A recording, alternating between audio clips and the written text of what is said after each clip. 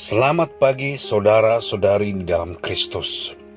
Saya Pendeta Dr. Paul Chu Sihombing, pendiri dari Gospel Light for Indonesia dan Pastors International Club Indonesia. Saya akan memulai sebuah seri renungan singkat dengan 21 bab yang berjudul 20 pelajaran berharga bagi umat Kristen Asia yang akan merubah hidupmu, yang akan saya bagikan satu bab setiap harinya. Besar harapan saya, renungan ini akan memberikan dorongan bagi kita, sebagaimana kita menghadapi situasi pandemik di dunia dan secara khusus Indonesia. Bab 1. Sebuah keberhasilan yang gagal. Ketika saya berumur 33 tahun, saya sangat menikmati kesuksesan hidup. Pada waktu itu, saya sudah mempunyai 2 orang anak dan seorang istri yang cantik. Senton Medical Group yang saya dirikan merupakan grup medis terbesar di Singapura. Dunia olahraga juga bagian dari kesuksesan saya ketika saya mewakili negara dalam pertandingan tenis dunia.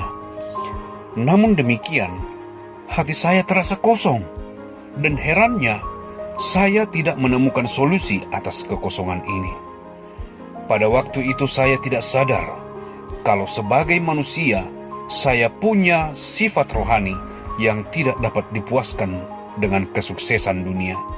Dengan kata lain, sekalipun saya merasa puas secara jasmani dan materi, namun saya kosong secara rohani. Saya bagaikan seorang yang punya segalanya, kecuali makanan untuk mengenyangkan perut. Saya berusaha mengisi kekosongan itu dengan menambah lebih banyak harta kekayaan. Saya punya rumah, mobil, dan bahkan sebuah kapal yang berukuran 14 meter. Saya mengadakan perjalanan wisata dan mencoba segala bentuk kesenangan dan hobi. Saya merokok dan menikmati alkohol.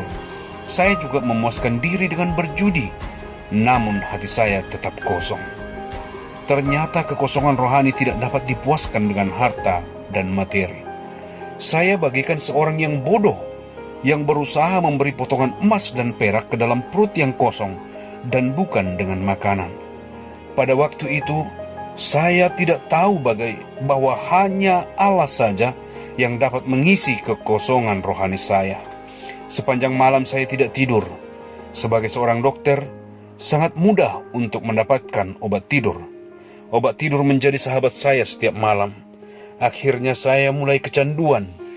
Istri saya sadar kalau saya mulai kecanduan dengan obat tidur. Kemudian dia mulai menyembunyikan obat itu dari saya.